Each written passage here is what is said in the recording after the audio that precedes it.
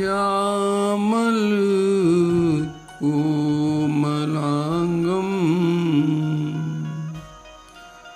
सीता समारो पितुमाम भागम पाणो महा सायक चारु चापम नमामि रामं रघुवंशनाथं नमामि रामं रघुवंशनाथं रघुवंशनाथम।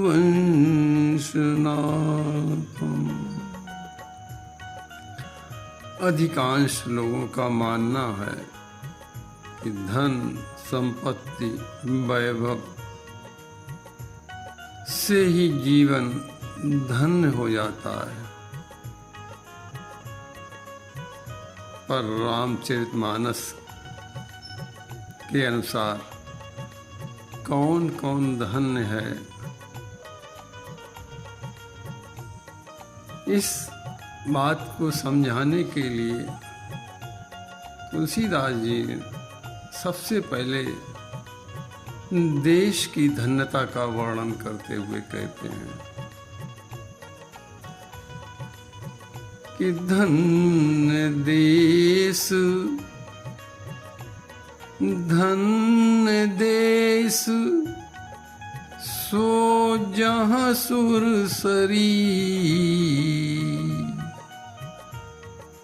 ओ धन्य नारी पतिव्रत अनुसरी। तुलसीदास जी कहते हैं कि विश्व में अनेकों देश हैं,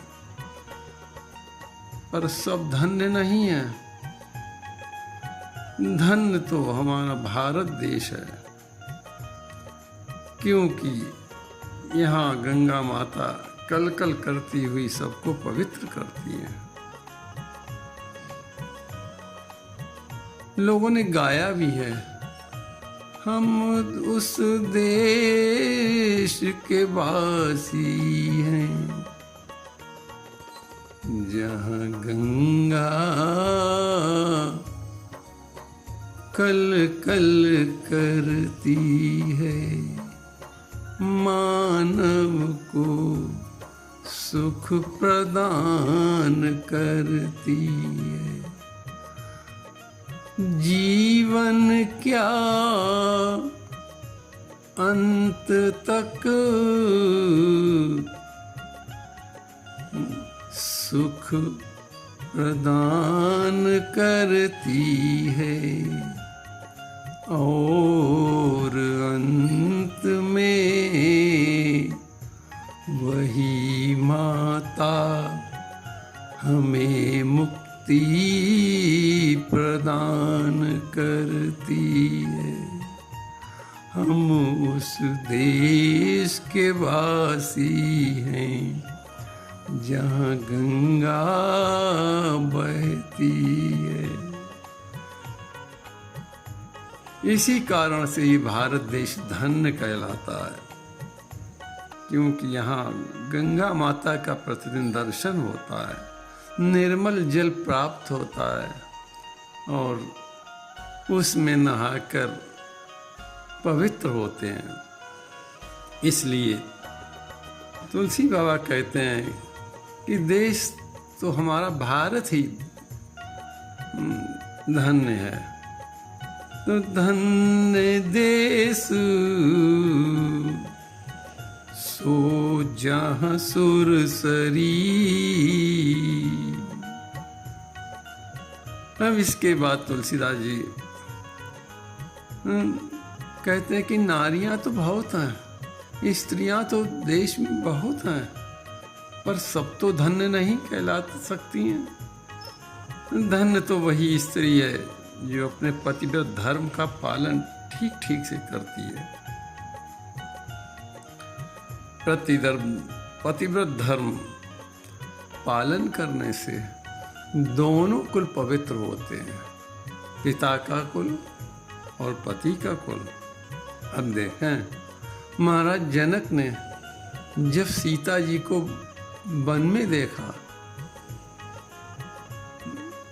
तो वे दुखी नहीं हुए, बहुत प्रसन्न हुए और उन्होंने सीता जी से यही कहा कि पुत्र पवित्र किए कुल दो। हे सीता, तुमने रघुकुल और निमि कुल दोनों पवित्र कर दिए। पत्नी का कर्तव्य है सुख हो अथवा दुख हो पति के साथ प्रसन्न चित्त होकर रहना। तो इसलिए नारी तो वही धन्य है, स्त्री तो वही धन्य है जो अपने पति धर्म का ठीक ठीक से पालन करती है। इसलिए तुलसीदास जी कहते हैं कि धन्य नारी पतिव्रत अनुसरी,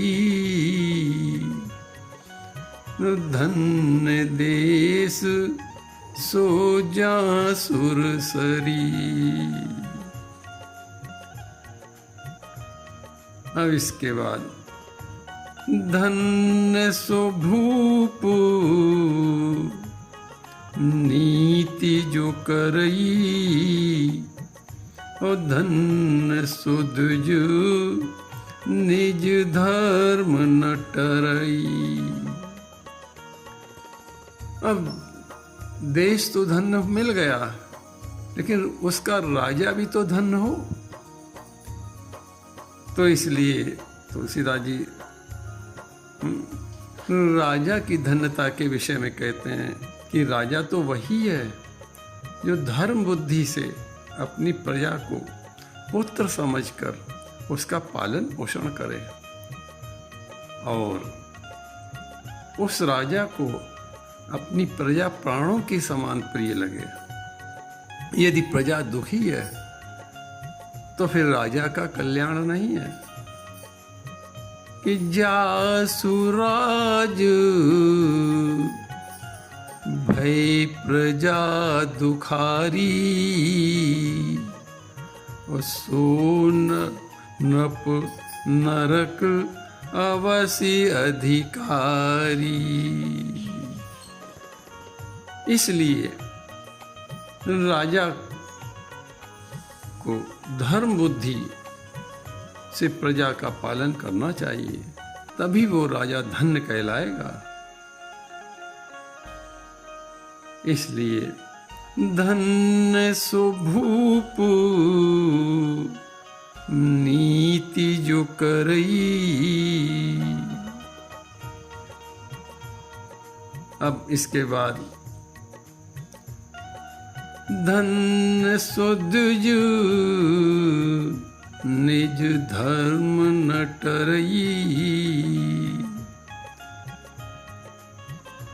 वो तपस्वी, वो द्विज तभी धन्य है जिसमें तप की अधिकता हो, लेकिन तप के साथ साथ धर्म पालन के साथ साथ विनम्र भी हो। तपस्वी का धर्म है ज्ञान लेना और ज्ञान देना। कितना भी द्विज तपस्वी हो जाए, कितना भी ज्ञानी हो जाए, लेकिन विनम्रता तो उसका आभूषण अवश्य होना चाहिए, तभी वो धन्य कहलाएगा। कि धन्य सो द्विज निज धर्म न टरई। वही द्विज धन्य कहलाएगा जिसमें ऐसे गुण हो। इसलिए तुलसीदास जी कहते हैं कि धन्य सो भूप नीति जो करई, और धन्य सो द्विज निज धर्म न टरई। अब तुलसीदास जी धन के विषय में चर्चा करते हैं कि हर प्रकार का मिला हुआ धन धन्य नहीं कहलाता है। हर प्रकार से पैदा किया हुआ धन धन्य नहीं कहलाता है। जैसा धन आएगा वैसी गति मिलेगी। इसको समझाने के लिए तुलसीदास जी कहते हैं कि सो धन धन्य प्रथम गति जाकी। सो सब धन नहीं, हर प्रकार का धन नहीं, कह रहे सो कौन सा धन का सो धन धन्य प्रथम गति जाकी। हर प्रकार का धन धन्य नहीं कहलाता है, क्योंकि धन की 3 गतियां हैं। शास्त्रों ने धन की 3 गतियों को बताया है। पहली है दान, दूसरी है भोग और अंत में तीसरी गति है नाश की। यदि धन दान में नहीं लगता है तो वो भोग के काम आएगा और अंत में नाश को प्राप्त करा देगा। इसलिए धन तो वही धन है जिसके द्वारा दान किया गया हो, दान भी बड़े प्रसन्न मन से किया गया हो। तो इसलिए दान आवश्यक नहीं है बहुत अधिक दिया जाए, लेकिन नहीं, दिया अवश्य जाए, तभी धन की धन्यता होगी। एन केन दीने विधि दान करे कल्याण। दान कल्याण करता है। दान पापों को काटने के लिए फरसा बताया गया कि दान परस, दान के द्वारा हमारे संकट दूर होते हैं। लेकिन मेहनत से पैदा किया हुआ धन जब दान किया जाता तो वो धन कहलाता है। कि सो धन वही धन जो मेहनत से पैदा किया गया है, परिश्रम से पैदा करके, ईमानदारी से पैदा किया गया है। सो धन धन्य प्रथम गति जाकी। ऐसे धन द्वारा दान किया जाए तो वो धन हमारा धन कहलाएगा।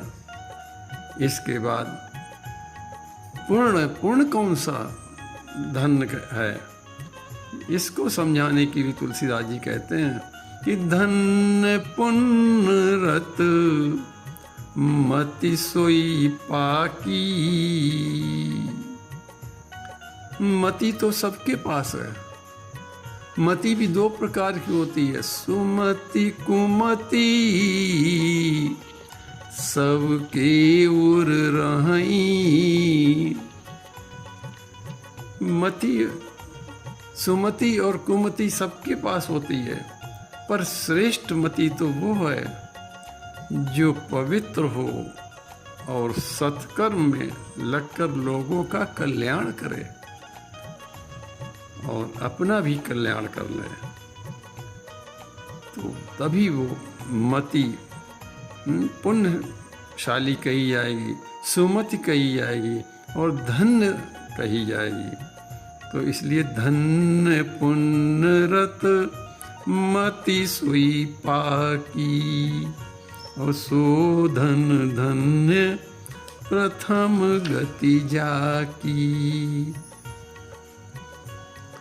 अब इसके बाद तुलसीदास जी कहते हैं कि समय कौन सा धन्य है। धन्य घरी सोई जब सत्संगा और धन्य जन्म द्विज भगति अभंगा। जीव का वही समय धन्य है और कल्याणकारी है जब वो सत्संग करता है, क्योंकि सत्संग ही तो सबसे ज्यादा दुर्लभ है। सत्संगति दुर्लभ संसारा। सत्संग कितना दुर्लभ है। कनिमिष दंड भर, आँख की पलक झपके और इतनी देर भी यदि सत्संग मिल जाए तो कल्याण कर देता है। सत्संगति दुर्लभ संसारा, और निमिष दंड भर एक बारा। इसलिए समय तो वही धन्य है जिसमें सत्संग प्राप्त हो जाए। और जन्म किसका श्रेष्ठ है, किसका धन्य है? इस संसार में उसी द्विज का जन्म लेना धन्य है जो भगवान की भक्ति में अपना जीवन समर्पित कर और संसार को सीताराम में देखकर इस सृष्टि को और सुंदर बनाए। ऐसे व्यक्ति का जन्म धन्य है। धन्य जन्म द्विज भगति अभंगा, धन्य घरी सोई जब सत्संगा। और अब अंत में शिव जी अपना निर्णय देते हुए कहते हैं कि हे उमा, जीव का वर्ण कोई भी हो, किसी वर्ण में व्यक्ति पैदा हुआ हो, जरूरी नहीं उच्च कुल में ही, उच्च वर्ण में ही पैदा हुआ हो, किसी वर्ण में पैदा हुआ हो, लेकिन धन्य तो उसी जीव का है, धन्य तो कुल उसी जीव का है जहाँ भगवान की भक्ति के साथ लोगों की सेवा करने वाले महापुरुष जन्म लेते हैं। सो कुल धन्य, सो कुल धन, ये नहीं कहा कि उच्च कुल ब्राह्मण कुल धर्म श्रेष्ठ है, नहीं। सो कुल धन्य, ये नहीं कहा कि अन्य वर्ण कुछ नहीं, वर्ण की बात ही नहीं कर रहे तो शिव जी तो ये कह रहे सो किसी कुल में पैदा हो व्यक्ति, लेकिन धन्य तो तभी कहलाएगा जब भगवान की भक्ति उसके अंदर होगी। कसो कुल धन्य उमा सुनु, जगत पूज सुपुनी, ओ श्री रघुवीर परायण, जय नर उपज विनीत, जय नर उपज विनीत। कौन सा कुल धन्य है? जिस कुल में भगवान के भक्त पैदा होते हैं। भगवान के भक्त अपनी भक्ति से कुल को धन्य बना देते हैं। इसलिए सो कुल धन्य उमा सुनु, जगत पूज सुपुनीत। देखो प्रहलाद दैत्य कुल में पैदा हुआ, लेकिन वो जगत पूज्य हो गया क्योंकि भगवान का भक्त था। आज भी उसकी गाथा गाई जाती है। तो इस प्रकार सो कुल धन्य उमा सुनु, जगत पूज्य सुपुनी और श्री रघुवीर परायण जेहि नर उपज बिनी। इस धन्यता के विषय में वैराग्य संदीपनी में वर्णन मिलता है कि धन्य धन्य माता पिता, यानी उस कुल के माता पिता भी धन्य हैं। धन्य धन्य माता पिता,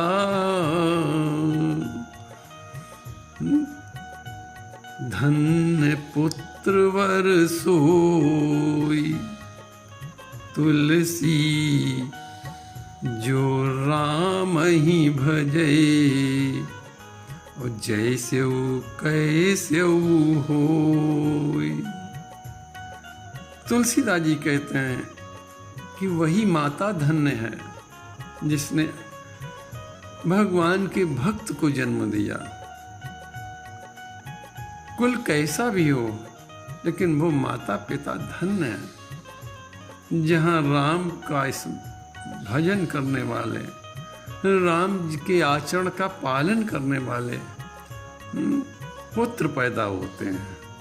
इसलिए तुलसीदास जी कहते हैं कि धन्य धन्य माता पिता और धन्य पुत्र वर सोई, और तुलसी जो राम ही भजे, जैसे तय कैसे होई। इस संबंध में तुलसी बाबा आगे भी कहते हैं कि तुलसी भगत सुपच भलो, सुपच भी हो लेकिन वो भला है। अगर भक्त है तो वो अच्छा है, वो पूज्य है, और उच्च वर्ण का हो और भक्ति नहीं है तो वो धन्य नहीं कहला सकता है। इसलिए तुलसी भगत सुपच भलो, भजय दैन दिन राम। तुलसी भगत सुपच भलो, भजय रैनी दिन राम। जो राम जी का दिन रात भजन करता है, चाहे वो सुपच हो, लेकिन वो अच्छा है, वो भला है, वो धन्य है। तुलसी भगत सुपच भलो, भजय रैन दिन राम। ऊंचो कुल के ही काम को, जहान हरि को नाम। अरे उस ऊंचे कुल में पैदा भी हो गए और भगवान का स्मरण नहीं, अच्छे कर्म नहीं, सत्कर्म नहीं, परोपकार नहीं, महापुरुषों की सेवा नहीं, माता पिता की सेवा नहीं, समाज की सेवा नहीं, तो उस ऊंचे कुल में भी पैदा होकर क्या कर लिया? वो धन्य नहीं ऊंचा कुल कहला सकता है। इससे तो नीचे कुल में पैदा होने वाला यदि सत्कर्मी है तो वो धन्य है। इसी बात को तुलसीदास जी बार बार दोहराते हैं कि तुलसी भगत सुपच भलो, भजे रैन दिन राम। और ऊंचे कुल ऊंचो कुल के ही काम को, अरे ऊंचो कुल के ही काम को, जहान हरि को नाम। जहाँ न हरि को नाम। इसलिए हमारा जन्म कहीं भी हो, इस बात की चिंता नहीं करनी चाहिए। चिंता इस बात की करनी चाहिए कि हमारा जन्म धन्य बन जाए, धन्य हम कहलाएं, हमारा कुल हमारे जाने के बाद भी पूजनीय बना रहे, लोग प्रशंसा करते रहें, हम ऐसे सत्कर्म करें। बस यहीं से आज का प्रसंग विश्राम होता है। प्रभु के चरणन में सदा पुनि पुनि करूं प्रणाम, यही कहूँ भूलूं नहीं मेरे प्रियतम राम।